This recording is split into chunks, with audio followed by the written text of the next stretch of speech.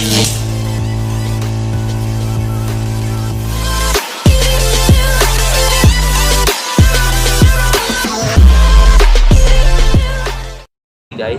welcome to my vlog. By the way, I am Jeremy Lod. For today's video is all about my prelim reflection in Hist11. Reflection number 1. An introduction to Philippine historiography. And the mode of reflection that I will be using is mirroring. Well, in this document, it discusses about Philippine historiography, conduct historical research to come up with a meaningful and organized reconstruction of the past. It includes examination of document. Well, it reflects myself finding the past of a certain person to know why it is present. It is still present in this time, being curious about the past of someone. I feel sad because it is wrong to know the background or past of a certain person. I feel like it's off the limits. Learning about Philippine history is crucial because it enables us to understand how the country came to be and how it has gradually improved. It also provides us with knowledge about how to approach contemporary problems. All we need to adapt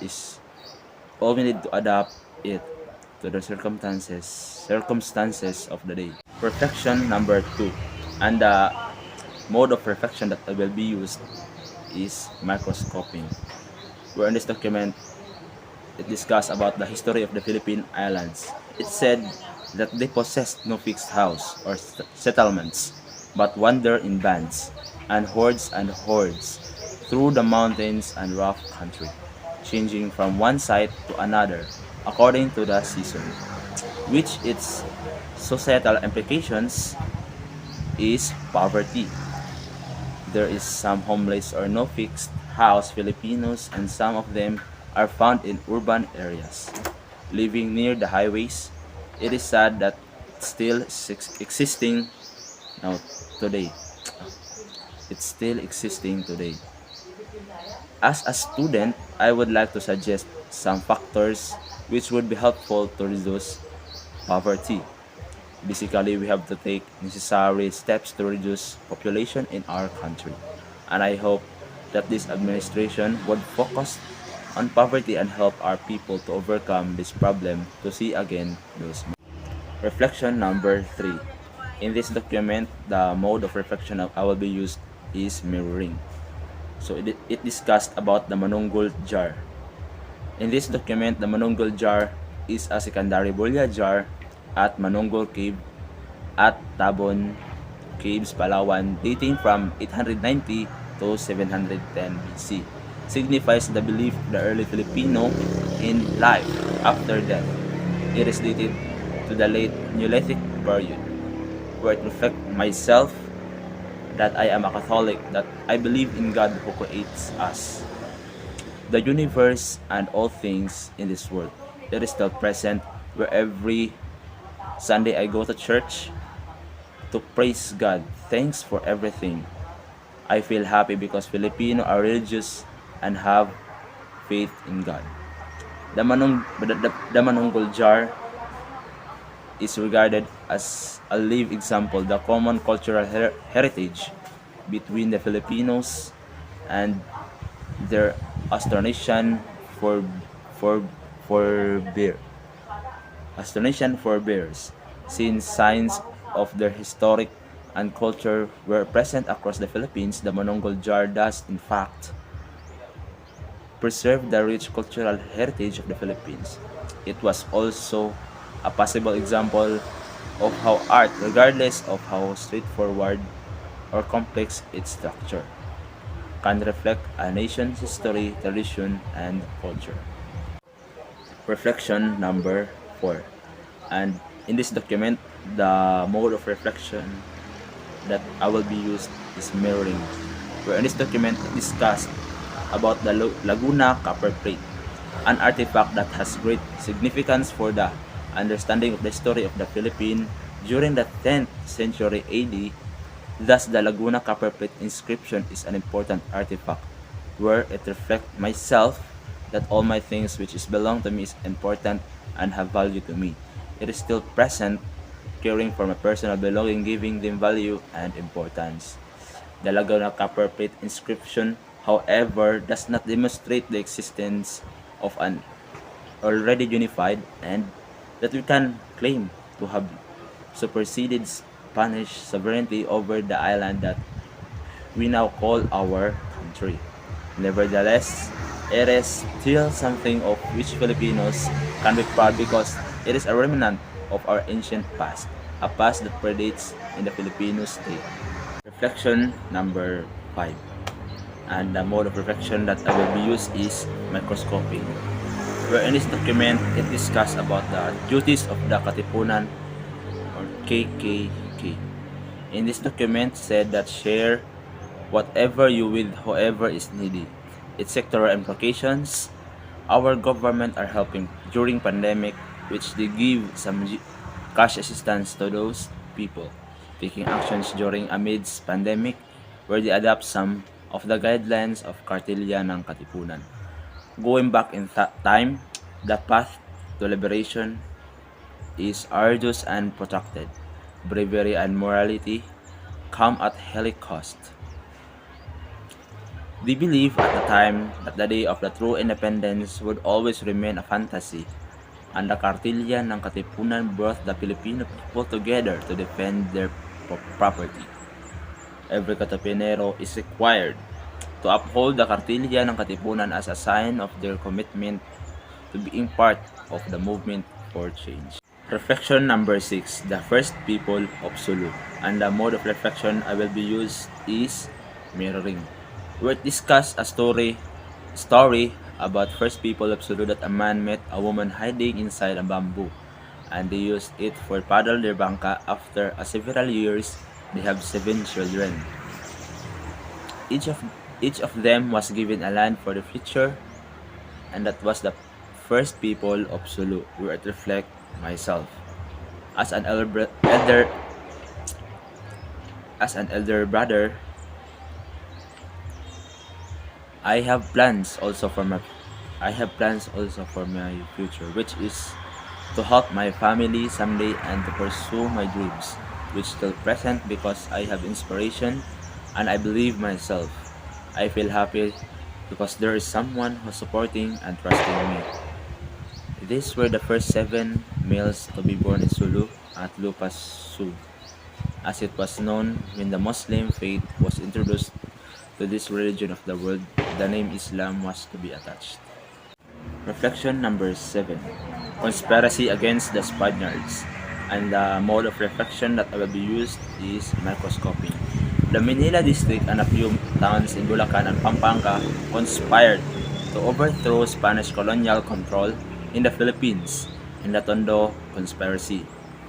Agustin de Legazpi, the Candula's nephew, and his cousin Martin Pangan served as its leaders. When a Coyo native gave the Spanish authorities information, the uprising was put down.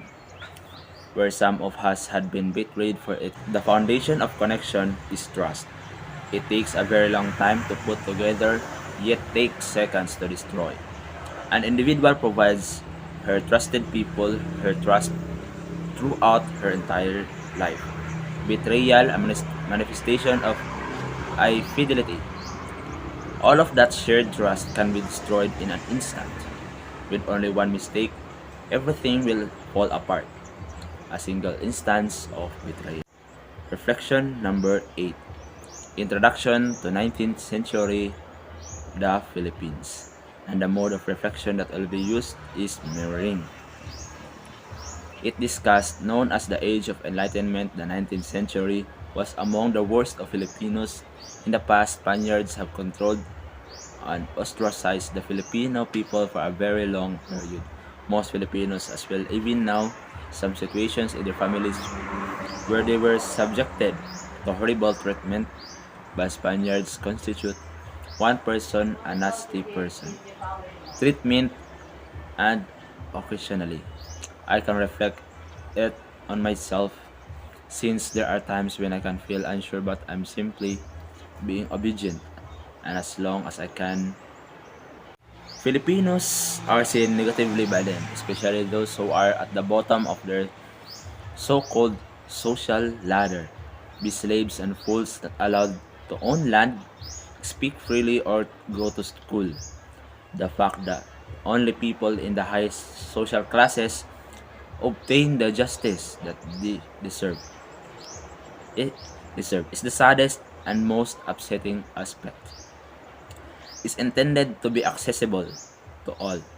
All citizens are required to abide by and obey and the state's law. Reflection number 9 from the Philippine History Sourcebook, and the mode of reflection that will be used is mirroring, where it discussed the Philippine Revolution of 1896 changed the course of Philippine history by enlightening and motivating subsequent generations of Filipinos and must face reality and accept the freedom they are looking for. It is now known to the Filipinos what the Spanish acted upon them. Furthermore, the Katipunan, led by Andres Bonifacio, launched the independence was the aim of revolt against Spain. Throughout our history, earliest chapters are forebears, and in the past, we were yearning for what we called independence.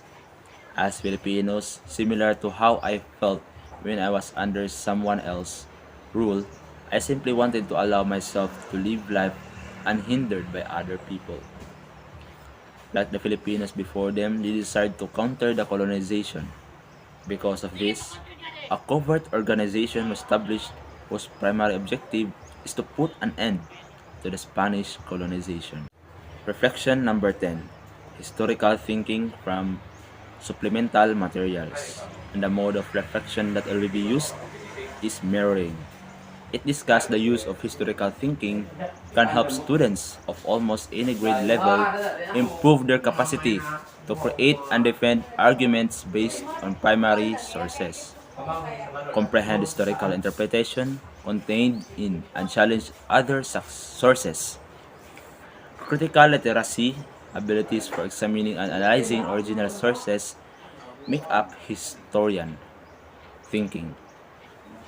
Documents to put together throughout history, history permits us to comprehend human nature, societal structures, and all facets of the human predicament. Because I am a student and a young person, I have the standard of developing emphasis to the study of since that time. I have become aware of the poverty in society, especially as it affects our family. To conclude, it would be impossible to describe historical thought as a distinct notion because it would encompass everything of historiography. History must be separated from historical thinking. Thus, historical thinking only becomes significant and worthwhile over time. When attempting to teach students how to study history, being a student, historical thinking is highly beneficial to us in particular, help us gain additional insight into the past, which we didn't realize had played a significant role in our life up until that point. The specifics of the many circumstances we experience will always be a part of each of us personally.